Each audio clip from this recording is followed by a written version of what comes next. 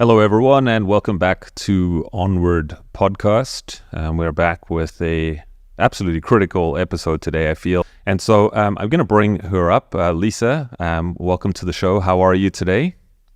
I'm great. I'm very happy to have this platform with you to tell the world about what's happening in Canada with respect to Bill C-293, and so that they can look at this bill and search the provisions and maybe find it in their own bill lineup. Because until I looked at it, I didn't know really how horrific it was. For people who do not know you, can you give us a lightning fast introduction into your background and what you do, so that people get a better sense of who you are? I'm glad to. I've been a lawyer now for 24 years, and that's in Canada. In Ontario, I have a Bachelor of Science with a minor in chemistry. And I have an LLM, Master's of Law as well, in conflicts of interest. And I did the first SARS case. I represented the family of Nelia La Rosa, the first nurse who died of SARS. So I've been following this a lot. I would say that the trucker movement actually woke me up. Okay. Interesting. Yeah, it did. When I went to look at this bill, Bill 293, and I don't know if you can share screen. Yeah, let's do it. Let's do it. And we've got here Bill 293, an act respecting pandemic prevention and preparedness. The private members bill sponsor was none other than Mr. Gaslight Me himself, Nathaniel Erskine Smith. Okay, so he introduced this bill. He's not seeking re-election.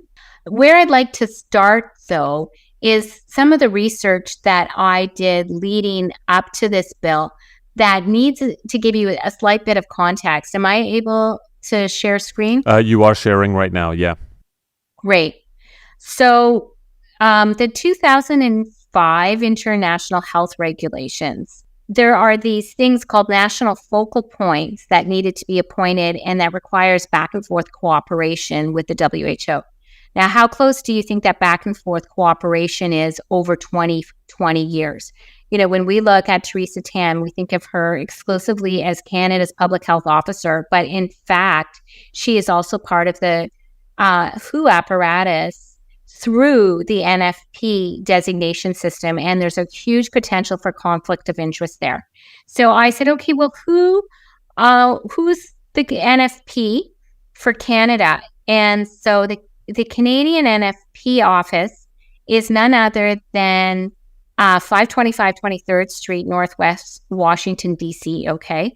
So that's where our public health, or that's our NFP, or satellite office for the WHO, located in Canada. And then so I decided, well, what is the portfolio? That organization is PAHO, which is the Pan American Health Organization, World Health Organization. So, wow. That is an interesting organization that no one talked about during the pandemic. No, and so not at all, right? So your viewers might be seeing this for the first time. The health portfolio includes, and I'm just going to blow this up, like Canada's Food Inspection Agency. So, you know, when Canada's Food Inspection Agency says, you know, you've got bird flu or something, that's WHO. Right? They're almost one and the same. Yeah, if I can pause for a second, you know, again, at time of recording, I mean, this is prior to the Mpox, you know, thing that's sort of like, I don't know, it's kind of burning out a little bit. You know, people need to remember that the bird flu thing is still going on in the background, right? I mean, there's been millions of birds culled around the world. There's a bird flu summit coming up at the beginning of October in the US. So, you know, bird flu is not going away. And one of the things, you know, there was a leaked video that I pushed out through Instagram with our public health officials in Canada, right? So Theresa Tam, PHAC, the vaccine experts, blah, blah, blah. And, you know, one of the things that they were saying is they need to, you know, the Food Inspection Agency is interesting because they were trying to figure out what the best way is to get to farms so that they could test everything on the farm, right? And so here we can see, no surprises, they're most likely going to be testing food as well, okay? Wastewater, all the other things. But I know we'll work our way into the One Health side of things because it's kind of where we're headed. Getting into. So yeah, again, totally. Winnie, let's think about how much this corners our health. Okay, Canadian Institute of Health Research. So, do they fund the research that gets funded? Do they get to weigh in on that? These are all questions that your viewers can go in and look at PAO itself and delve into this. This is really deep, the idea of a massive conflict of interest and no independence and an already embedded structure within our health departments and health portfolio. Health Canada, so they advise doctors on what the standard protocol is going to be for any given disease. So, wow, Health Canada is also the WHO. Then you get back to that funding issue with Gavi and Bill and Melinda Gates and the people who profit from pandemics and the pharmaceutical industry. So you get Health Canada telling the doctors, and we all trust Health Canada, don't we? Wow. And maybe seen for the very first time across even some of the most researched people in this area. The Patented Medicines Prices Review Board, now, how much do they have to say about our contracts? So is it a contract with with the same organization? So, the idea that the people negotiating this are part of the WHO, funded by Gavi, this massive conflict of interest that's here. And then we get to the Public Health Agency of Canada. And so all of those advisors, those are part of the NFP over 20 some years. And you don't think they're embedded by now with the kind of money that's going around? So, wow, I was astounded. And I've done this very in depth for the US as well, if anyone in the US is needing to look through that. And I've published all the NFP offices on my Substack. If I can, if I can, the NFP, just to be crystal clear here, one of the things that I was talking about, just to sort of provide a broader context for people, when we were looking at the WHO and the IHR amendments and all the stuff that's been coming down the pipeline for the last 18 months, 2 years or so, one of the big topics of discussion was this whole idea around sovereignty, right? And so you had lawyers, I had roundtable discussions with lawyers for weeks on end to try and figure out what sovereignty actually meant. And so we sort of arrived at this conclusion where, you still have national sovereignty, right? So the WHO itself actually does not have authority on its member states. So if the WHO says, hey, everyone, you've all got to lock down, from a legal perspective, those countries don't have to lock down. However, they would still take the cues from the WHO and say, hey, based on the WHO recommendations, we should lock down, we should do this, we should do that, right? And one of the bones of contention was always people saying, oh, look, we still have national sovereignty, this is a big nothing burger, blah, blah, blah. Then I discovered that there was a potential for national IHR authorities, right? So this is these sort of satellite branches of the international health regulations that would be dotted around all of the member states. And this was the first sort of encroachment into the actual member states, right? So now what I'm understanding, and the reason why I bring that up, is we've got this here, which seems to me like we've actually been infiltrated for far longer than 20 years, 20 some years. Okay. And let's talk about the conflict of interest. So the people who are going to be agreeing with the WHO recommendations are all the people that we've just looked at. So, the embedded nature and the conflict of interest between that relationship, the fact that it's even in Washington, D.C., with the fact that they're already talking about global regionalization by putting PAHO or the WHO itself as part of the NFP and controlling this through a place in Washington, D.C. It's a massive conflict of interest. And to anyone out there who wants to talk about sovereignty, if they're placing your employees in your government and controlling the policies of your government, that's an attack on sovereignty, right? They don't need to have guns to your head. Okay, if they are taxing you, right? Remember the Boston Tea Party was taxes without representation. If they are able to, through their contracts, have egregious contracts where they also can say, we're going to have a command economy. We're going to tell you what you have to invest in. We're going to tell you what where you have to send your money. We're going to tell you for global health equity, you're going to do this. We're going to tell you for environmental reasons, you're going to do this. If they get to dictate all of that, that's already an attack on sovereignty. So taxes without representation, that's the entire way to analyze the whole WHO UN infrastructure, and telling you as a citizen that you have to shut up, That's a massive attack on sovereignty because only the state is supposed to be your guarantee of that. So as they try to suspend you from your rights as a citizen, it's an attack on sovereignty.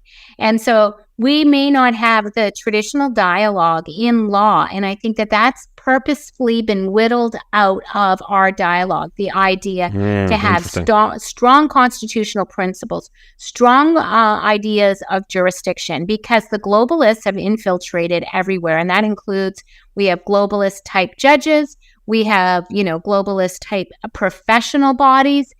So, is there an attack on sovereignty? The first thing I want you to look at in the preamble is that this is a One Health approach. And I'm just going to highlight it for everybody.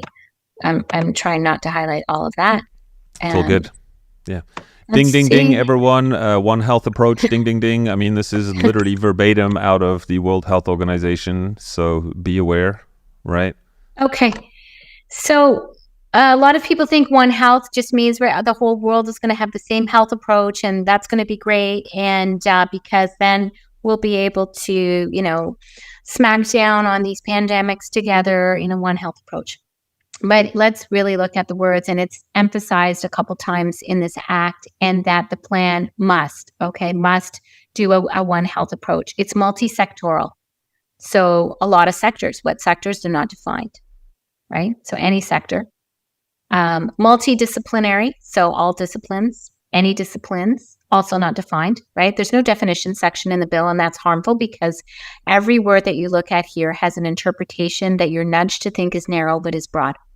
It's almost like it was written by an AI communist bot. So collaborative approach, that means you have to collaborate with different departments, and they actually enumerate that as well. And then this is the funny part, because I don't know if anybody knows what focus means, but that focuses on human, animal, plant, ecosystem health. So all of everything under the sun, in God's green earth, and our relationship with it. And then our welfare interface. And that's really defined as your relationship with your government, right? Or your relationship with your NGO. So it has to focus on all that. And all of that, they believe, all the sectors, all the disciplines, always collaborating, is central to preventing the risk of future pandemics. And, we're not talking about pandemics defined. We're not talking about immediacy, right? It's future. And we're talking about only a risk, not a material risk, not an immediate risk, risk is not defined. So first of all, we've got a problem in terms of how broad the grant of power is and what it gets to do by mere fact that it requires collaboration, multidisciplinary, and multisectoral. So it's a massive grant of power immediately, and they're going to revisit this. And then the approach requires sustained collaboration. Okay, so all the time, sustained, right? Sustained collaboration. There's your surveillance right there, Right? Yeah. But among various ministries and all levels of governments and Indigenous communities. So they get to infiltrate your Indigenous communities, right? And define what happens over there. Every level of government, so your municipal, your provincial, and your federal, all of them, and various ministries. So again, they don't define where they're going, but they get to do everything. And all of that is central. And you'll see again that the plan must do that. It's a requirement that it do that. And then just following up with that great thought is that was a context without this bill. All of what we experience, they think that they want to do more. This is the ratcheting. So what we experienced was without this grant of power. And so this, you'll see that there is nothing that the Canadian government does now that isn't wholesale provided for in this bill. So it's a transfer of power. Yeah. Okay? I have to ask this because I think this is really, really critical. If they could do this before without this bill, which could become law, what does it mean now once this does become law? What does that mean for the dissenters? What does that mean for someone, the business owners who want to stay open and so forth, if and when this becomes law? This bill will be a ratcheting of control. It will involve expropriation of properties, and it will involve perpetual control. Okay, so Crazy. what you're seeing is that the dissenters are going to be everybody, but they think they're going to have, you know, the routes to our dissent closed down through this bill as well. So Okay. I do not see a path to sovereignty, to a sovereign nation, to Canada with this bill. That's how important it is. And I don't know if anybody else is appreciating this in the media or elsewhere. So I really, really appreciate your audience, Brett, to share it and share, you know, this video. The purpose of the act, is to prevent the risk of. Can you see this? Prevent the risk of. Okay, what risk? How meaningful of a risk? How material of a risk? Is a PCR test proof of a pandemic, and therefore is that what we're preventing? Who's in charge of that for future pandemics, and to promote transparency and accountability in relation to the government of Canada's efforts to do so. Here they're telling us they're doing an entire wholesale coup for government. There you go. We're transparent. And so who's doing this? Who drafts the plan? Pandemic, who does it? The Minister of Health.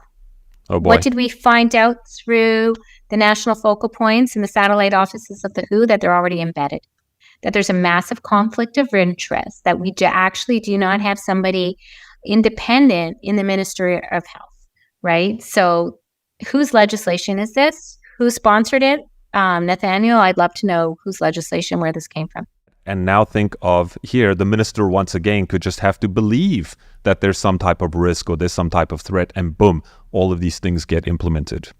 Anyway. Safe and effective was a decree, right? It's a decree. It's a statutory decree. And for future review, there's an organization that does this in the EU that decides what acts have to be put in place in order to enable health by AI. That organization is TEHDAS. That organization scrambles to deaths. And their definition of health is 9 sectoral data spaces. So, you think health is whether or not you're breathing and have a healthy appetite and, can go for a run or something. Well, health means something that is just data for AI to crunch. And how vast this is and where we're headed. You understand that the doctors lining up behind the Ministry of Health with this massive conflict of interest, they don't have to be around at scale for AI health, because in AI health, there's no face-to-face healthcare. The Pandemic Prevention and Preparedness Plan must, I want you to consider the word must, okay? So they have to do a summary of mitigation strategies, okay? So they have to mitigate something for a risk of something that could, right, in order to prevent the risk and prepare for disease outbreaks that could lead to pandemics, right? So no real necessity for a complete nexus. So they get this broad grant of power, and it doesn't have to be tenuously connected to anything. Identify the key drivers of pandemic risk and describe how Canadian activities, domestic and abroad, contribute Why abroad? to the risk. What's up with that? Well, this is the viewpoint of the globalists is that we have no states, where they want a post-state world. They want they want no borders. They want no states to protect citizens, and they want AI administration. Your new borders are your 15-minute cities. So that's the domestic and abroad. It's in the context of our current law. Canadians should be governed by the law where they're living. This is a grant of jurisdiction, and it's an extraterritorial jurisdiction grab. And they think that's mighty fine. All our the MPs that voted for this think that's mighty fine. This is a globalist view. But let's go back to this one word, because every single clause has so many possibilities in terms of what that sentence could mean. And if you learn to read them, you you got to investigate all their words. So the key drivers, I thought, okay, well, I'll just put that into Google and find out what the key drivers or pandemic risk are. And I just pulled up the first article. I got a whole bunch of similar type articles. And I'm going to share this to you. It's the Harvard T.H. Chan School of Public Health. Okay. And what are the drivers of pandemic? And you're going to see that this is absolutely relevant for this act, right? Because, oh, well, there you go. So we don't have direct evidence that climate change is influencing the spread of COVID-19, but we do know that climate change alters how we relate to other species on Earth, and that matters to our health and risk for infection. Go back Holy to that smokes. language. Wow. Any risk, right? They get to govern any risk that ecosystem health, plants, animals. Okay, now these are the big brains. This is Harvard T. Chan. You're going to Harvard. This is public health. This is the ultimate snake den of globalism. And this is, okay, spend millions of dollars to send your kids here. As the planet heats up, animals, big and small, on land and in sea, are headed to the poles to get out of the heat. And I don't know about you, Brett. Anytime I'm lost in a city or I'm driving someplace and I don't know where to go, I just look outside. I say to the kids, hey, where are the animals feeding? Oh, they're going that way? Okay, that must be north. Here's west, okay, or whatever. That means animals are coming into contact with other animals they normally wouldn't. That creates an opportunity for pathogens to get into new house. So that's Wow. how they view how tenuous the risk is. This, climate change causes pandemics. This is Harvard. This is the School of Public Health. This is who this plan is going to defer to. And I want you to remember all of this because it has direct provisions in our act that we're going to review. Many of the root causes of climate change also increase the risk of pandemics. Now, this key sentence here, everybody: deforestation, which occurs mostly for agricultural purposes. What causes deforestation, people? Agriculture. What feeds us? Agriculture. But what causes pandemics? Climate change and deforestation. What's bad? Deforestation. Okay, so what's bad? Agriculture. Loss of and agriculture is the largest cause of habitat loss worldwide. What's bad? Agriculture. So us eating? Food, exactly. Yeah, and the war on food has been going on for quite some time, same as the war on meat. I've spoken about that a lot. I get to go after climate change because of pandemics. That's deforestation, so that's agriculture. I go after your food. That is happening. Big brains. It's happening. Yeah, it's happening. Yeah, right and now. You're going to see massive grants of power in our There's bill. your bird flu, by the way. Your culling of birds. You're right. Yeah. Loss of habitat forces animals to migrate, potentially contact other animals and people, and share germs. Large livestock farms can serve as a source of spillover. Less demand for animal meat, more sustainable animal husbandry could decrease emerging infections and decrease and lower greenhouse gas emissions. And so greenhouse gas emissions and air quality and air pollution is also there. So, anything, this is a war on GDP, this is a war on industry, anything that produces CO2 is also involved in the prevention of pandemics. So, right, this is... Yeah. Well, right? I just want to interject for 1 second, because when we were looking at the original IHR amendments, it was verbatim, like the same kind of language, right? So there was no clear definition of what constituted an emergency, and anything could have been an emergency, right? Air pollution was an emergency, climate change was an emergency, and so on and so forth. So, I think the reason why I bring that up is I want people to once again appreciate how all of this stuff is centralized and interconnected, right? So you're hearing the same language, the same policies, the same ideas coming from top-down organizations, coming from universities, coming from our government, et cetera, from public health agencies, right? It's a centralized message. It's a bankrupt view of the world. And when you look at One Health, it also has the idea that we're no better than a blade of grass. We're no better than a fox in the forest. than a fish in the sea. And that's a plain satanic viewpoint. In fact, if you look those guys up, they'll say that humans are the worst animal. So this viewpoint that we have to worry about deforestation to reduce pandemics because pandemics are bad. So agriculture is bad. So we have to reduce agriculture. So we have to reduce eating. Like, at what point are we throwing out the baby with the bathwater? At what point does this become so incredibly morally corrupt and untenable? And that's their logic. And that's Harvard. And that's this bill as we go through it. So they get to identify. People who all believe this way get to identify the key drivers of pandemic risk, and I just found them, and describe how Canadian activities, domestic and abroad, so I guess if you're eating abroad, that's also bad, contribute to the risk. It just doesn't have to materially contribute, not even reasonably contribute, it has to contribute. Like ideologically, right? Like from an idea perspective. Yeah. Yeah. It's, so, and then the next one immediately, we're talking about sustained collaboration.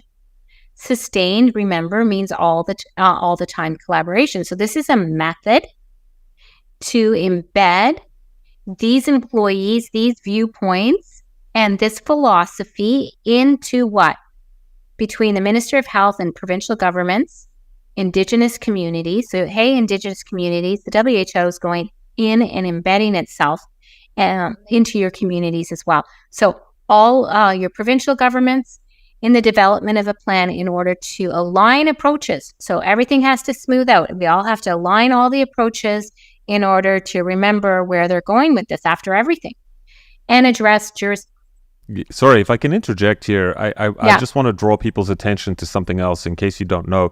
I have a podcast in the bag and I'm sort of debating whether to release it or not, or how to release it or what.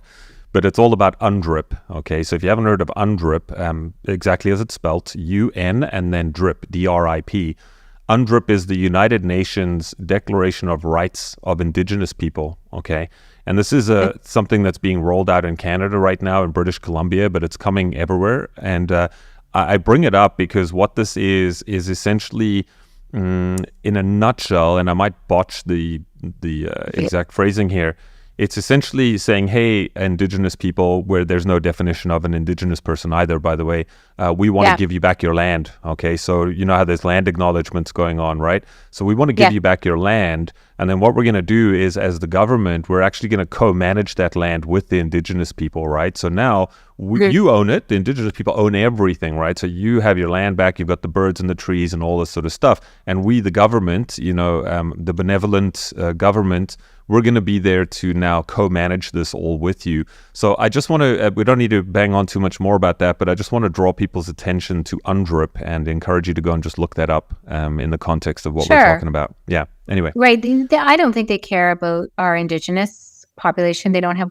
clean water yet. They're the first persons to get the vax, right? They're marginalized, so they get the vax first. So no, they're going to use the definition of, because they define whatever it is.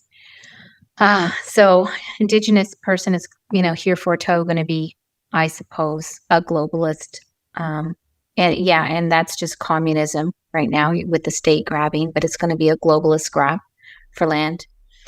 So to smooth out, remember we were talking about the plan in order to align approaches, sustained collaboration, so all the time collaboration with all of these organizations, and address jurisdictional challenges in respect of the collection and sharing of data. So what are jurisdictional challenges that we can, just think about and envision right here? So how about the court's jurisdiction over legislative and the executive branch? How about the jurisdiction of Canadians to be sovereign and free from the governance by NGOs, with, taxation without representation? How about the jurisdictional challenges premiers might make between the provinces and the federal government to say that this is a grab over our essential health ministries and over our resources, which are granted to the provinces, right? So this is an anticipatory requirement to get into those organizations and to deny those jurisdictional challenges from being made. It's an embedding of these organizations with sustained collaboration to smooth out jurisdictional issues. So then we had, remember that extraterritorial jurisdiction issue about this is going to be for Canadians here and abroad. That aligns with the viewpoint that professional bodies are taking complainants from, for Jordan Peterson from, someplace else, not even in Canada, because they don't like what he had to say. From the online space, basically, right? Which could be the metaverse in the future. Who knows? Anyway, yeah, I got to, just for the last section there, respect to the collection and sharing of data. I think that is absolutely critical as well, because here, this is your surveillance piece, right? This is the contact tracing piece. This is testing of the wastewater. This is all of these things that now could very well tie into the sort of digital ID and the central, control point. There's more specific stuff to that, but the collection and sharing of data, collection is not defined, sharing is not defined, and data is not defined. So data, we think of data points like that, but since this is plant, animal, health, welfare interface, it's everything that the province has authority over. It is every interface with your government. That data is anything. It's everything. It's not defined. There's no definition section. So this is an overly broad grant of power. It's extremely excessive. So then provide for training programs, including collaborative activities. So including is always not limited to. So they're always saying training programs. So that's anything with other levels of government and Indigenous communities, or going into your communities. And I want the Indigenous to our natives to push back. I want them to say, well, I'm not going to be infiltrated. And, they have the potential to do that. And I want our provinces and our premiers to go to court and have this bill strike, or I want MPs to go and just strike it, and relevant agencies. And then let's talk about training programs, because I looked at the plan in New Zealand, and it allows for training of the police. And so the police can assist the chief medical officer of health. So New Zealand published their pandemic plan. So presumably they've put through this legislation already, and then on a dime they published that plan. And the police can assist with force if necessary, the quarantining of people. Okay, so is that your children? Is that your mom?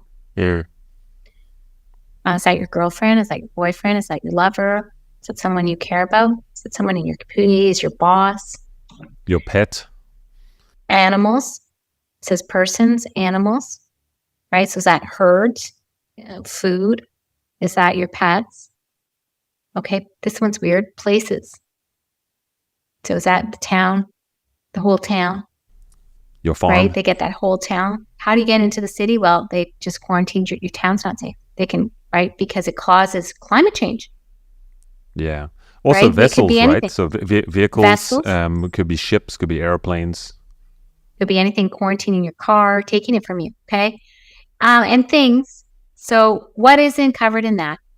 And then the chief medical officer of health can be assisted by the police, right? Using force if necessary to, while you're quarantined, provide to you a preventative medicine. So, they're taking you because presumably you're sick, but then they want to give you the preventative medicine. It just is what it is. It's just horrific. It just is what it is. It's horrific. It doesn't have to make sense. They nudge you to think that this is good, and you got to read the fact that nothing is limited, that it's a huge grant of power. At no point did they append what the plan might look like. So it's clearly one OECD country does this. The next OECD country can do this. Canada, if you don't stop this, this is going around the world. So Canada, buck up and think about people around the world. Think about the people you love. And you know what? Harden up to the times we're in. Stop thinking that it's just going to go back to normal without your effort and that sticking your head in the sand is good. You can't grow a neck long enough. Buck up, Canada. Ensure the standards and guidelines to pertain to prevention and response to pandemic risk are aligned with the approach described in paragraph. Okay, so standards, guidelines, everything. The 3A, we'll go back to that. That's your One Health approach. Right.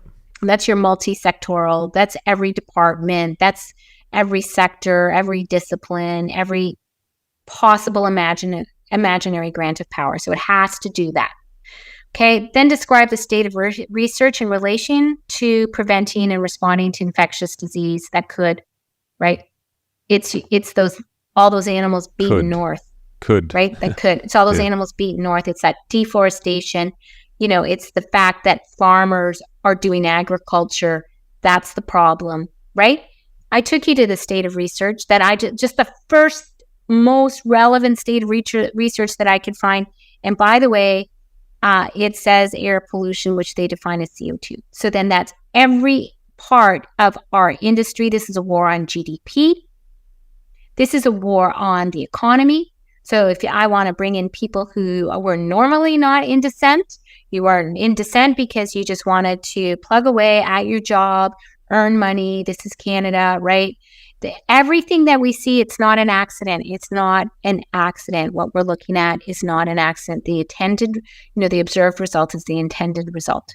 So yeah, this is essentially a neo-Marxist agenda. Is really, in a nutshell. The way and maybe that's the wrong word. There should be probably a technocracy piece thrown into the mix there as well. Just because of where we're at these days, I think people look at these types of things like Marxism, communism, etc., and we sort of think of the old days, 100 years ago. But now we have technology, times have changed, and I think that we're sort of going to be looking at a 3.0 version of that, which has a technocratic piece to it, et cetera, et cetera. Anyway, and I only say that because when it's interesting to think about things like GDP, the economy, production, and stuff like that in the context of this One Health approach, right? Most people wouldn't piece those things together. Let's put it that way.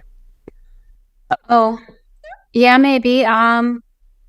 They think fascism is on the right. Fascism is embedded in globalism. This is also fascism, and this is a way to collect us. And it is not enough to say that this is neo-Marxist. It is not enough at all. Provide for the establishment and interlinking surveillance systems. Okay. Inside and outside of Canada. So we're surveilled all the time already with the bills that have come into force in Canada. And this is another layer of surveillance that they get to establish and link. Okay. And for infectious disease in Canada and for the infectious disease of concern outside of Canada. So that's a broad grant of power. And where does it go and how is it limited? Not really. It's not really limited.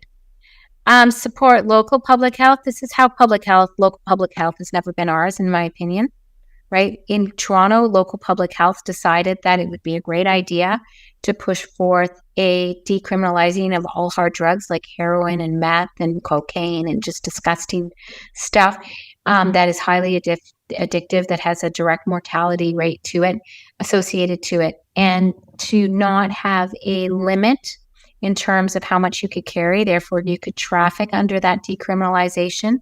And furthermore, unlike BC, this is another distinguishing factor, that there would be no lower age limit for carrying these drugs or doing these drugs. So there would be no ways to get them out of your schools. So there'd be no way to say, he's trafficking in meth. There'd be no way to stop people from doing meth at school. So that's what your local public health in Toronto decided to push forth. And so, if meth, as long as it's not, adulterated with, other drugs, it's safe, right? By decree, it's safe. I want you to think about public health as a depopulator, because there's nothing but a depopulation agenda would ever think that giving hard drugs at will to children is anything that a society would want for itself. Okay, so support local public health.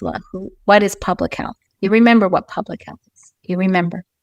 Identify preparedness strategies for public health services across Canada, including in respect of protection of vulnerable and marginalized populations. And I have 2 points on that one.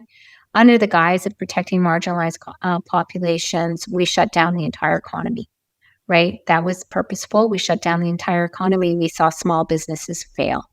We saw lots of tragedies as a result of the isolation. We saw lots of decrease in mental health. Every day, make yourself mentally strong. Every day, give thanks. Every day, praise the Lord is my viewpoint, because every day that gives you the strength to push back. And then the protection of vulnerable population. I've seen these studies that suggest that the rainbow is affected by climate change worse, right? Or the rainbow is affected by, coronavirus worse. And who is bad for the rainbow? Well, religious communities are bad. So where can this possibly go? Where can this lead? It's not defined. And we're nudged here to think the protection of vulnerable and marginalized populations is a good idea. And I would say under normal circumstances, it is. But then they should take the time to, constrain that to scenarios. And we saw how it was utilized before, so we know it's not going to be constrained. Working conditions of essential workers across all sectors. They don't define an essential worker. So you're nudged to think, oh, well, that's important because essential workers are important, right? It's a nudging way to write.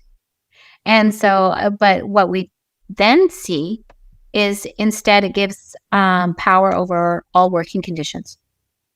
So is that work from home, work in a 15-minute scenario, because then you're not driving that car that causes climate change, that causes deforestation, that causes pandemics. So all your working conditions, so this is a wholesale grab over, the working relationship. Again, that's an Marxist, of course, and across all sectors. Okay. So by putting the word essential workers, you are nudged to think that this is a narrow provision, but this is all sectors and all working conditions, right? So they get to own that, and they haven't defined what's essential worker. So if I just how I read the rest of this bill, I certainly don't trust them on that provision either. Now this one's creepy. Okay. Availability and management of relevant stockpiles. Okay. So, then they put, this is the nudging part, including testing equipment of personal protective equipment. So when a MP is reading this, they're going, oh, stockpiles. Oh, yeah, we ran out of masks. That's bad. Good. We got to do this, right? And so they jump over the joining word, which is including, which means not limited to. And so let's talk about this right here.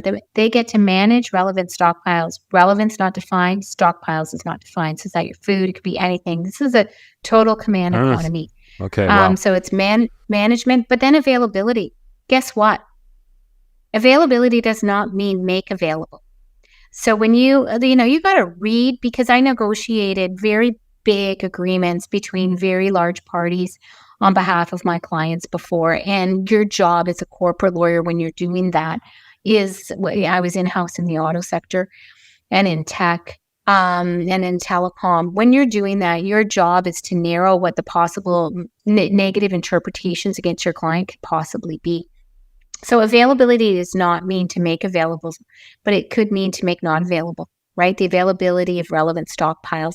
This is your government having control over everything that is a One Health approach, right? So rationing, like rationing could be something? Well, it could be taking away your energy. It could be taking away your food. It could be taking away anything. Doesn't mean it's providing for it. Doesn't mean you're going to have gas in your car. It could be taking away. Availability could be make not available. Management. They get to manage it all. right? And again, they haven't said what the stockpiles are. They haven't defined it, and they haven't said what's relevant. They get to define that, and then they nudge you that it's about personal protective equipment. Okay, this is another creepy one. Surge capacity of human resources, okay, required for testing and contact tracing of persons. Okay, because the training stuff that I'm seeing come out of Florida is that they're training paramedics and fire men and women to do vaccinations, to deal with mass death, casualties, etc. So the surge capacity is directly taking everybody who's in our auxiliary civil authority scenario and bringing them into pandemics for mass death. And then on an aside, because they get to train agencies, I think, where was that? They get to do the training. The National Defense Act was changed by Trudeau and Blair to include that the Army could be used for civil authority in Canada. So for the first time ever, that was in the spring. I saw it on X. The announcement was done on X. Trudeau himself came up. I can forward after this, right? Okay, wow. And that announcement was made, and one of the questions, like, why was this done? And then Blair came up. So civil authority, the Army can be used against Canadian citizens for the first time ever. I'm asking MPs to cross the floor.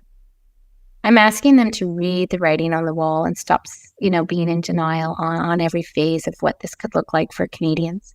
So the Army used for civil authority, and we see in New Zealand, their plan saying that their civil authority, like police, can use mass quarantining of people, places, vessels, things. And then the CBC covered an article. I said to myself, I'd just seen that in California, they were using instant immigrants for the police. I thought, well, imagine putting civil authority in Canada in the Army and using instant immigrants to fill those positions. So, of course, I found a CBC article where Blair was bemoaning the fact that he couldn't get instant immigrants or people that were not citizens in the Army fast enough, and that it was taking up to 2 years. And by then, maybe they'd found other jobs. And the reason it was taking up to 2 years was for all the checks that needed to take place. Imagine letting in somebody into your country where you don't have those checks in places that would know and make it so that whether or not they're safe in the country. So then I thought to myself, where could this go? Where could this go?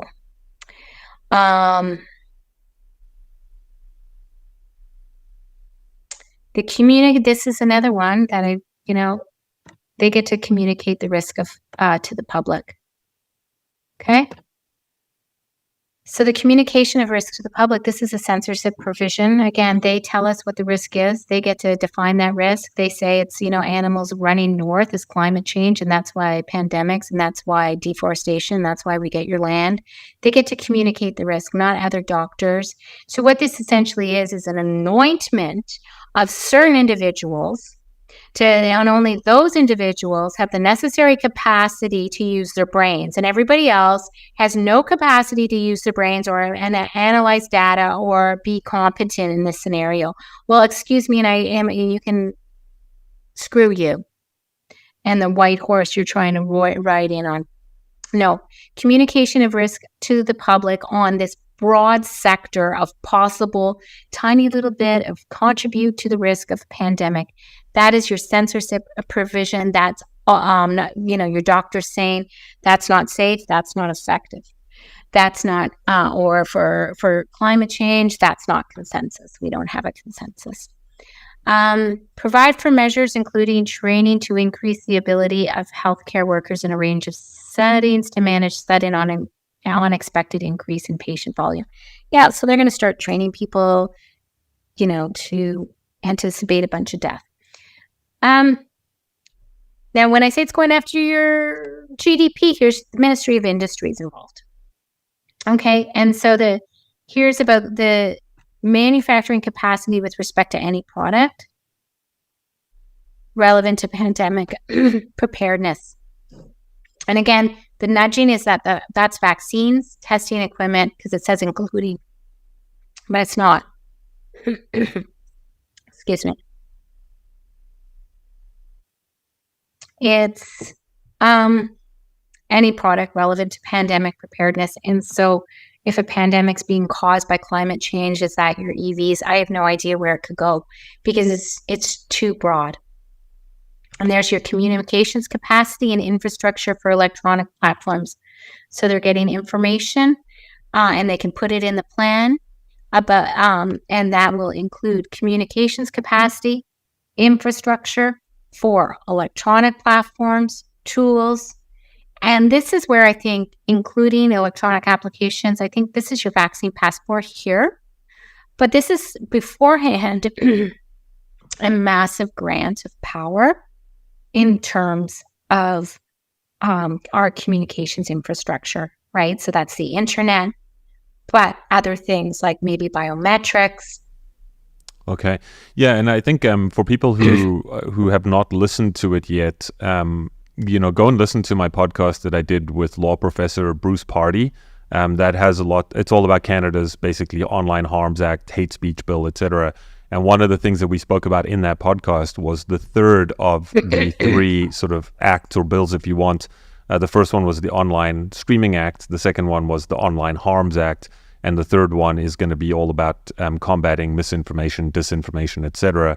And again, if we look at it through this lens, you basically have them controlling the full narrative control, full censorship of anything that's deemed misinformation or disinformation or goes counter narrative will be squashed completely and look at the UK. And you will basically be, essentially prosecuted for that. Right now, that's not the case in Canada, unless you're inciting violence. Anyway, that's the way that I see this as a non-lawyer when we're talking about this I'm point. a fan of Bruce Pardy for sure. And, but it's also your infrastructure for electronic platforms. That's your smart city. Yeah. Okay. Right. And it's things beyond that we're not thinking because we don't have the education.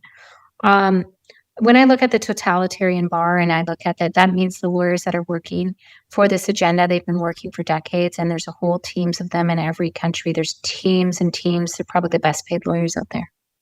And every bar in law has both sides. So you have employment, employer lawyers for employment law, and you have employee lawyers, or you have criminal defense, you have prosecution, and you can go through all insurance. You can go through areas of the law, and what you find is you've got both sides.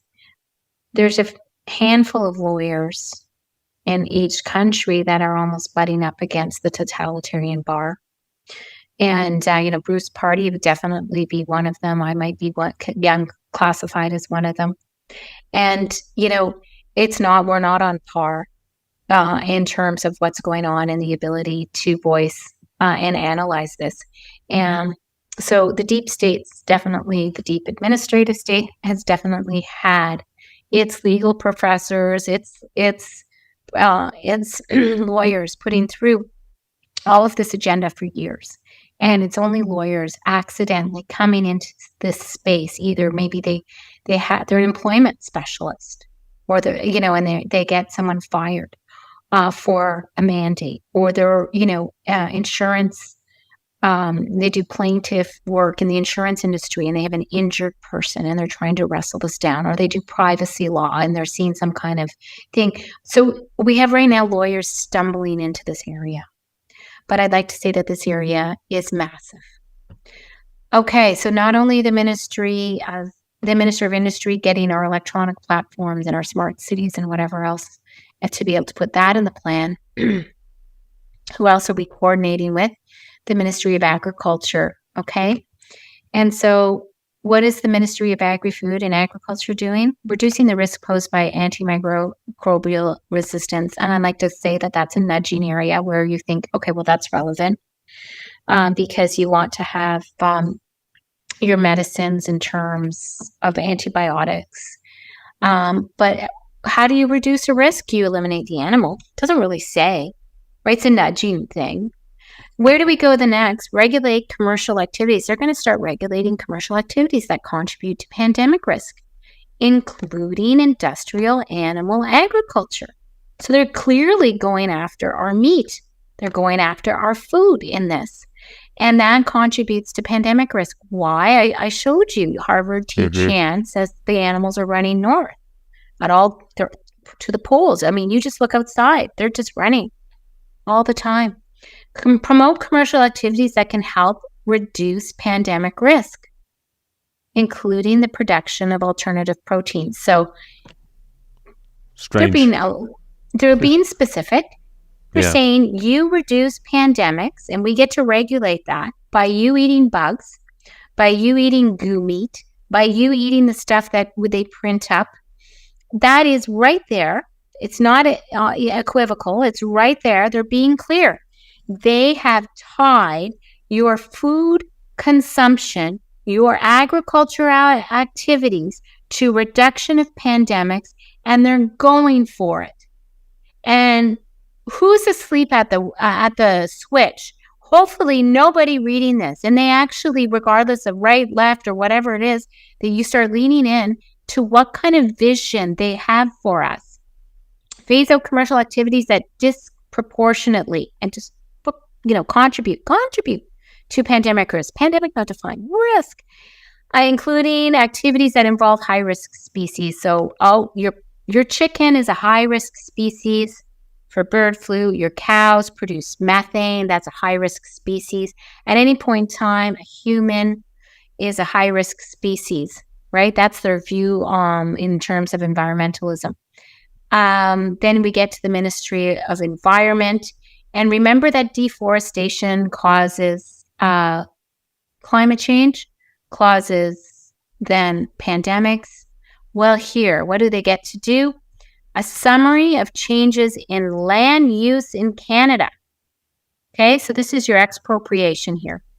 Wow. Including in relation to disturbed habitats. How do we disturb our habitats? Right? Living in rural communities, having a cottage, living on the outskirts of town that could contribute to pandemic risk, right? Such as deforestation, right? That's Q for agriculture. So you're farming, you have a farm of sorts. Encroachment on wildlife habitats. Okay, so you're running into wildlife. Packing people into cities, that doesn't contribute. And remember, we're not looking at tier 1, 2, 3, 4 labs. We're not looking at conflicts of interest between Gavi and the WHO that make pandemics profitable. We're not looking into the power grab that this is. We're looking at where you live. But end urbanization so they can make land use changes on how you live in the city. And they're doing with that right now in Winnipeg, if you're following it on the Plan 2050, which is being implemented in 2025. Okay, they're doing that in Calgary. And I think Calgary? I think in Edmonton as well. In Edmonton? I think in Edmonton. I have to just interject because, last year, no, the year before, it was like 18 months ago now, probably, on my previous podcast, I actually did a full interview with folks out in Alberta about land use changes and the bylaws that they were changing. So it's kind of interesting for me to see this now in a Pandemic Preparedness Act, knowing the history of it, right? Because what they were experiencing was basically changes to the bylaws. If you want to erect any structure, so even if it's a 1 foot by 6 foot chicken coop, you need a permit for that. And then if you and you could just keep going, right? If you want to repair your fence, you need a permit for everything. And then it turns out that what would happen is, if you didn't pay for the permit, or if they came around, so they could just come willy-nilly and inspect your land, and if there were no permits or whatever, they would fine you, right? But the fines were attached to your property taxes. So if you didn't pay the fine, then they could seize your property based on that, right? So I think it's kind of crazy for me to read this, like having done an interview like that probably 18 months, almost 2 years ago now, And it ties in not necessarily directly with the UNDRIP stuff, but I think that, this whole idea when you start talking about expropriation of land and property and stuff like that, people start going, the eyeballs roll and they're like, it's a little bit out there. But, you kind of start reading this and it's like, Well, out it's in there. It's there. right here. I know, that's what I mean. Yeah, That's exactly it's it. right Yeah, here. yeah. People don't want to believe that this stuff is even possible here in Canada. You know what I mean? They just don't want to believe that this is happening or even remotely possible. But here we see Okay. it in the government documents. Yeah. Yeah. Yeah, That's just denialism. yeah, That's just denialism. Okay. And then it goes, the Ministry of Environment can take steps to reduce risks of commercial wildlife trade in Canada and abroad. So I don't know, is that reducing all meat, right? And when we have no meat, do we have replacements like B12? So your commercial wildlife trade, again, that's just not defined. Are the Hutterites or Mennonites, is that their way of living, right? Where they yeah. sell you, Sorry, if I is can that, back up one step there, Lisa. yeah, You left that out, but I think I just want to highlight it, including measures to regulate or phase out live animal markets. So I live in a rural town, and yeah, we've got a fall fair coming up, and people bring animals. They actually sure, will trade animals between one another. There's farmers markets and stuff like that for actual farmers. I'm not talking about for people like us who might just go to the farmers market to purchase food. There's actually markets where farmers will sell animals back and forth. So I find that interesting as well, to phase out live animal markets. I find in Canada, really we're talking horrific. about. But also abroad, right? Yeah. That's again Yeah. that overreach, right? Yeah. Wherever you are, if you're eating meat. A summary of the measures of the Ministry of Environment takes to protect global biodiversity and halt and reverse global deforestation. So how do I teach you to read that? Deforestation is agriculture. So we have to halt and reverse global deforestation. So we have to halt global agriculture. So how are we doing that? How are we protecting them? Are we taking those people and hauling them into their cities? How are we doing that as Canadians? This is, again, a global overreach. And you got to read deforestation as agriculture. So we got to halt that. Got to halt global agriculture. There's your lab grown meat. There's your vertical indoor farms, genetic modification, patents, etc., etc. Anyway, that's my wheelhouse. Yeah, and there's your huge overreach of territorial jurisdiction. And that also involves a massive print of money. So what that means is a massive, taking whatever wealth you have and diluting it so that it's going to cost like $7,500 to buy a loaf of bread, right? Because how are you going to go about halting all the agriculture around the world? Right? How are you going to ensure biodiversity all around the world? Ask Shane Arden. You got to cut your carbon and nitrogen emissions, right? That's the one way to do it. Yeah. Anyway. And then here again, global health equity. So that's going to be including again, a massive print of money. It's going to be a massive transfer of wealth. And that's, you're getting less food in this kind of scenario where they control the food. They're controlling where you live and your property in this kind of scenario. And they can do it a little at a time until they've got it all, because that's their whole goal. A little at a time, and we're like frogs and boiling a little at a time. And then it's equitable access to vaccines and testing equipment and treatment. So again, this big spend to go vaccinate the world. Yeah, Canadians have to be in charge of that. Yeah. Does it sound like the WHO? I was just going to say, this is actually verbatim out of the IHR amendments and pandemic treaty. I mean, this is word for word. It's exactly the same thing. So right. Yeah. And it's the Minister of Foreign Affairs, and he's got to. And what is global health equity? Like, what, if someone's starving someplace, we have to starve here. I want to talk about diversity, equity, and inclusion, because equity is the same result. And even implied, this is about communism. Well, the same result is all the same number of calories a day. The same result is, same footprint that you have. Equity, therefore, is Stalin. It's equal starvation. It's the Holocaust in terms of all those in there were worked to the same level, to death. And if you have a moral program called equity that can't rule out its worst iteration, that definition for equity fits its worst iteration in its worst version of mankind, then therefore it can never be called a moral program. And so, it's not only morally bankrupt, but it's nudging to the type of population that likes to work alongside social justice and to advance rights. So what they're doing is they're nudging that it's similar to free speech, but it's not. They're nudging that it's similar to rights, that it's not, because they think it's advancing, certain people's interest.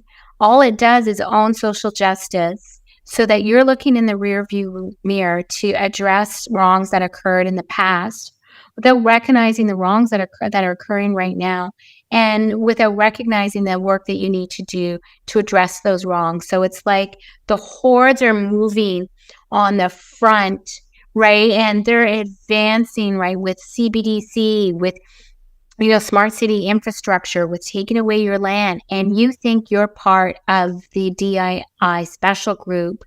And so you're neutralized from working towards that power grab, and you're owned by the social justice that power owns, right? Power doesn't own social justice. I've always worked for the little guy. And so what happens with the little guy is the little guy has to scream and scream and really to get anywhere in the world against Goliath, that David has to fight. It's never awarded. So that's the first cue to me that I'm like, that doesn't look like anything that I've ever looked at when I've fought power, right? Yeah. So Yeah. DEI goes across every professional body, right? Yeah. And we're seeing that. I mean, I will definitely. This is a topic that I've been researching and reading about and listening about like exhaustively over the last while, is the sort of origins of, understanding what Marxism really is. People throw these words around. What is Marxism? Who was Engels? What is Lenin? What is Stalin? What is the Bolshevik revolution, et cetera, Mao, and so forth. And I tell you what, when every person that I've spoken to, because I do know a lot of people that have fled, communist countries. Yes. Those are the people who actually understand what it looks like, right? The people who live here, who've never lived in those countries, have no clue what the signposts and the warning signs actually look like. Those people that have fled those countries, they know exactly what it looks like. And those are the people, when I speak to them, bar none, every single one of them will say to me, holy smokes, all the signs are here. So much so that some of those people are actually considering moving back to the countries that they fled, which is bizarre. I mean, just think about that for a minute. Let that sink in for a hot minute, that there's people that want to leave Canada and go back to the countries that they came from because they are afraid of where we're going here.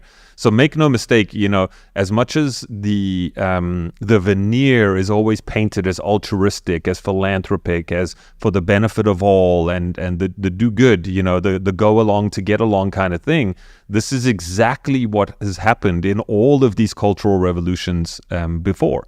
And, so while history might not always repeat, it often rhymes. And I feel like a lot of what we're seeing now is exactly that. This is why I keep coming back to this idea of a 3.0 or a 2.0 or something. It's a new version of what has happened prior. And that's just because we're living in a different time. So, when I hear things like equitable access and, these are all just like code words, essentially, for... Yeah, they nudge us to think that the facsimile of DEI is equivalent to or better than free speech, the Charter rights, the Bill of Rights, right, and our inalienable freedoms. But what we're seeing is an omnipotent power that's assembling in the breach, while those who are the proponents of DEI are fighting those on the right who fight power. So real power is being fought here. And, we have to fight this. Yeah, it's also, there's another sort of ideological underpinning, if you will, and it's this whole idea, if you look at the education system, if you look at the way the world has gone, we've sort of been like indoctrinated, if you will, that the only person who's coming to save you is an authority figure, right? So we have to constantly appeal to authority to come and save us, right? And this is where we are right now. So it's like, oh my gosh, look, there's all of these bad people online that are spreading hate speech and whatnot. But don't worry, your benevolent government will come along, we will police them, we'll take care of them, right? And so, when you extrapolate that onto all other areas, that's exactly what's going on, is this centralization of power by the state to essentially monitor, control, and police every aspect of our lives, all under the guise of safety, equity, et cetera, et cetera. So anyway, not to derail our conversation too much further, Lisa, I want to get back into the bill here. And so in consultation with relevant ministries, a summary of key cooperative measures or agreements on disease outbreak prevention and preparedness between the Government of Canada, other foreign governments, and key international organizations, including the WHO, United Nations Environmental Program, the World Health Organization for Animal Health, and the Food and Agricultural Organization for the United Nations. So I want to unpack that for you a couple different ways. The first is, so the Minister of Health, and the relevant ministers can have a cooperative measure. That's not an agreement. That's not a treaty. That could be an internal memo. That could be a memo to file. That could be a cooperative measure. It doesn't need to be published. It doesn't need to be shown to anyone. It doesn't need to have any kind of behind the, in front and center to Canadians. So a cooperative measure is a very, very loosey-goosey. So the Minister of Health, we already know, is embedded by the WHO, can have an agreement with who? Or have a cooperative measure with who? The Government of Canada. So just right there, the Government of Canada can have a memo with the Government of Canada to do all kinds of other things that aren't defined in here. They can have a cooperative measure with other foreign governments. And we don't know about it because it's just a cooperative measure. It could also be an agreement, but it could be anything. And key international organizations, including, so key international, that could be Gavi directly. That could be anyone they invent. They can invent an international organization to have an agreement with, to have a cooperative measure with. It's too broad, including the WHO. So the WHO is essentially having an agreement with the WHO to transfer power in some further way that we don't know. The UNEP, so environment program. So that's the view that unless you're all living in a city, any land outside the city is theirs. And that's the only way to protect biodiversity. It's the only way to protect deforestation. And so we do all these things that are just horrific for mankind on the basis that we're going to prevent a pandemic. It's the dumbest thing that I've ever seen in the world, and I don't stand for it. And then the Food and Agricultural Organization of the United Nations, and I've looked, they don't think we should eat meat. They don't think we should eat dairy. They want to phase all of that out. And so you can have just a memo to file between the Minister of Health who's writing this and all these other things that affect our rights. And so again, not to find too broad, and the very organizations that globalists run that we're already, should be afraid of, because they're just coming for the nation state. That's all they want. They hunger for power. They want a globalist state.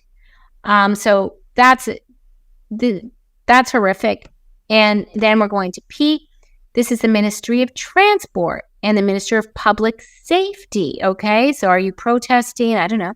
Emergency preparedness and other relevant ministers. Anything. The routes by which and rates at which pathogens that could lead to pandemics could enter Canada. So is that your car? Is that your food truck? Is that your trains? Is that your planes? Is that your automobiles? And border-related measures, some that could be implemented to reduce that risk. Well, border-related measures, they don't say it's your nation-state border, do they? Right? What's the border that is coming in everywhere and people are in denial? It's the 15-minute city border. That's your border-related measure, right? This is anything that they want it to be. And if they wanted to circumscribe it, they would have. They haven't. So then we get to considerations. And again, this is that 3A. We went back to where it said it has to do this. The plan has to do this. And they separate that. So maybe your busy MP doing text at the same time as putting it all together, has to do this. When establishing the plan or when providing the required information, the Minister of Health and ministers referred to in subsection 2 as the case may be. Subsection 2, what was that? Was that every minister and under the sun? Well, certainly there's a lot of ministries under a Prevention and Pandemic Act, that's for sure. Right. So what do they get to do? They must use a multi-sectoral approach. So every sector. They must use a multidisciplinary. They must collaborate. They must use the One Health that focuses. Do they know what focus means? Human, animal health, ecosystem health, and welfare interface. That's your government interface again. And take into account the best scientific information. That's what they say is the scientific information. Right. I've told you what that is with respect to how loosey-goosey science now is. And since they communicate all the risk, they just put their experts up. So I want you to think experts are just a bunch of BS paid totalitarians, leading us like the Pied Piper to our deaths. Leverage international expertise. Developed metrics for pandemic prevention and preparedness. So those metrics of reducing CO2 take into account the recommendations made by advisory committees following its review. So who's on those advisory committees? Who knows? And I think for some reason, James didn't think this was in the text. It is in the text. I really don't care who's on that coronavirus committee. I don't care what it actually says. It would never limit any scope of this. So it's a red herring. And I think it, makes us focus or argue on the point of getting that committee. That'll be a polluted committee. And as we've seen, every other provision in here is horrific. So within 2 years, they have to table this plan. Okay. New Zealand has this plan up already. So, yeah. And then they have to publish it. And then the plan must be published. That's the transparency that they publish the plan. And then every 3 years, they get a mandate to do a new plan. So they get it to do a number. So after, we have to address the deforestation with these farmers. Then we're going to address the deforestation with those farmers. And then we have to take the land from those rural communities. And then we're going to shut those small towns. It could be anything in that direction. And if they wanted it to be narrow, it would have been narrowly written. There's no definitions, and everything, is defined elsewhere according to how they want it to be defined. Now, this is the creepy part again, amendment to the Department of Health Act. And it's amended to create Section 4.1, National Coordinator, Pandemic Prevention and Preparedness, for the purpose of coordinating the activities under the Pandemic Prevention and Preparedness Act. The minister shall appoint a National Pandemic Prevention Preparedness Coordinator. So there's our dictator. There's our dictator from among the officials of the Public Health Agency and delegate the coordination of powers, duties, and functions that the minister consider appropriate. Now, before we start talking about the public health doing this, the Minister of Health, which is already, connected to the WHO, and the Public Health of Canada is already connected to the WHO. And we've already seen this massive grant of powers. Well, the powers granted were not sufficient. They now have to delegate to the coordinator, the top dog, the dictator, further powers, duties, and functions that the minister considers appropriate. So again, powers, duties, functions not defined. So when we get defined as a problematic species, because that's their view, what will be appropriate? Who knows? I've got to say that if laws are immoral, there's no moral compulsion to go along with them. That's one thing. But it doesn't mean that we don't have to use every part of our strength and our will and dig deep, Canadians, to take this down. We've got to expose this everywhere, and we've got to take this down.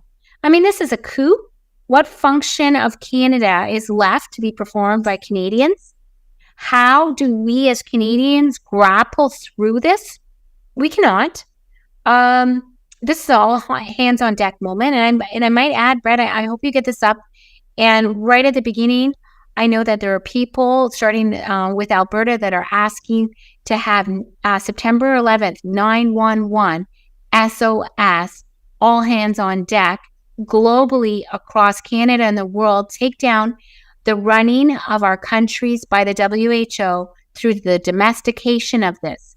Right, so stop Bill 293. Yeah. And Well, you know, that's it. I appreciate all of your efforts, and you know, the thing that I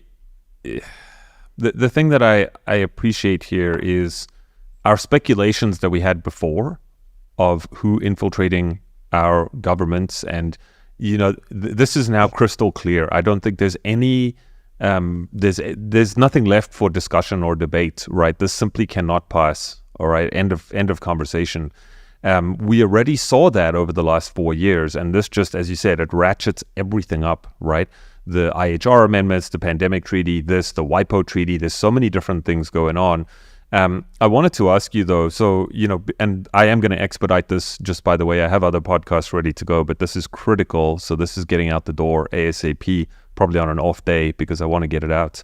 But, you know, hypothetically here, so what happens next? Okay, so they open up Parliament September 17th, and this goes back for discussion. Like, what are we looking at down the road? It goes to the Senate for second reading? It's at the Senate. We're asking the Senate to defeat it. Canadians en masse have to ask the Senate to defeat it. I did a public letter to every MP and every member of Senate. I'll send you my draft of that. Please. There's a place where you can, I've also drafted a more narrower letter that people can send automatic to all their MLAs so that they can put their name to it. But they have to do these additional things. We don't want Bill 293 to pass and then say, look at Lisa Substack. One of my readers in Substack took my letter and did it in AI, and then have an AI reading of my letter. So you could just attach that Rumble link. There's lots of different things in terms Canadians have to tell other moderate Canadians that this is an attack on GDP. This is an attack on our debt, right? Everything. Because they're going to be printing money. It's expropriation. It's a command economy. It's our communication structure. It talks about our food. It is everything. And so if people don't know how to identify a coup, this is it. Oh, this is it. This is it. Yeah. I want to just come back to what I was saying. You know, and let's just sort of, we've obviously painted worst case scenario here as well as best case, but worst case scenario, I'm curious to know about timelines, right? So, you know, they go back to Parliament, it goes through reading, et cetera, et cetera. Let's say, like, let's paint the worst case scenario, right? This comes to pass and it becomes law. What's the timeline for that? Are we looking at a year? Are we looking for 18 months, 30 days? I don't know how they'll fast track the reading of it.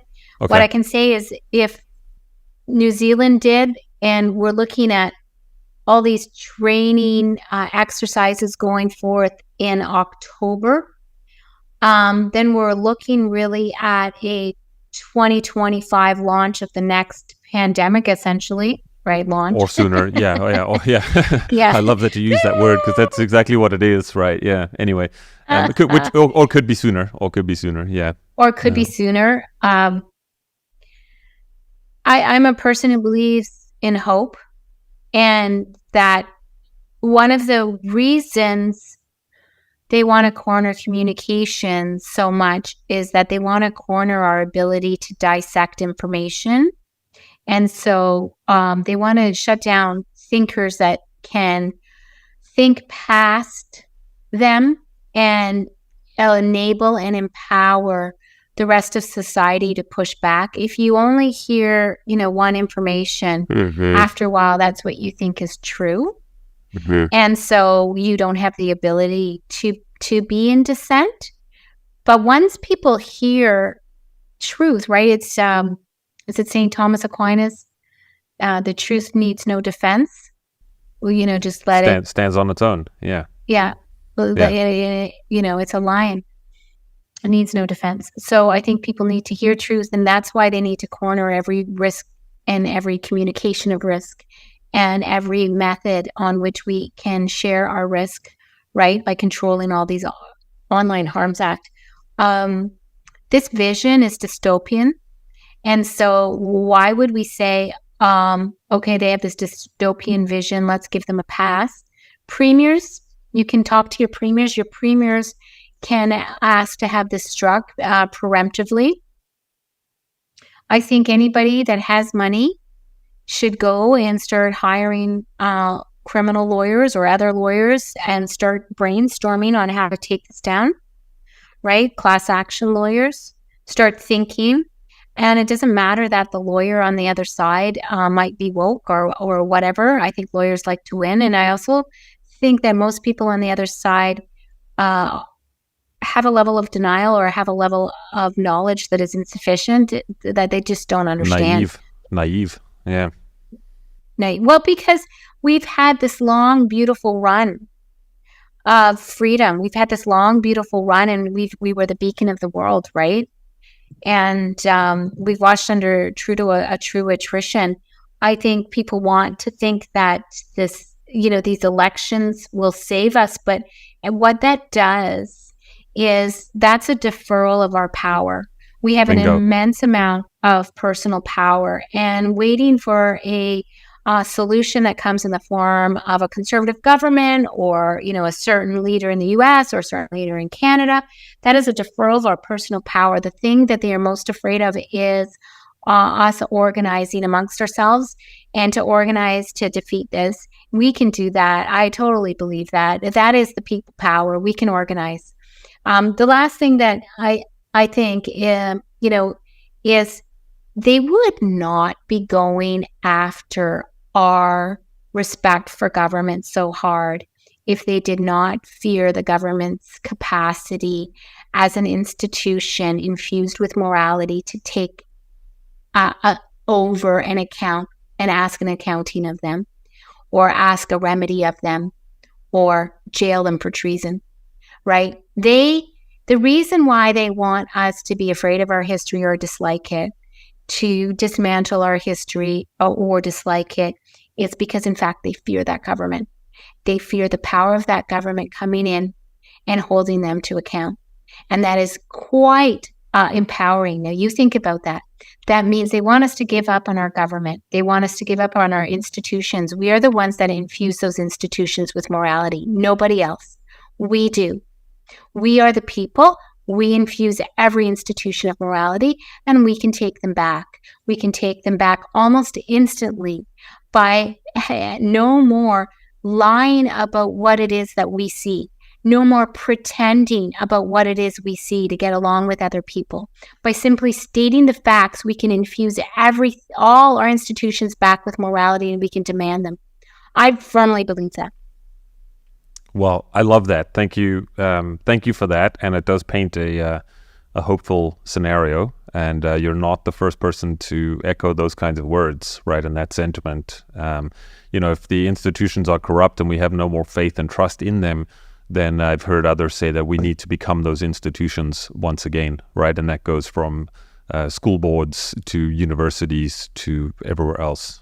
So on that note, I think let's wrap it up. Lisa, thank you so much for your time today and for your expertise in sort of dissecting all of this for us. Appreciate all your work. And the best place for people to connect with you is Substack, I'm going to assume? Yeah, lawyerlisa.substack.com. You can support my work. You can become a subscriber, a paid subscriber there. You can send me private messages if you have ideas for podcasts that you want me to be on. And I'm really honored to be alive right now and to contribute in any way to our struggle. Anybody who's alive right now should just be so grateful for that opportunity, because it's a really important historic time. Agreed.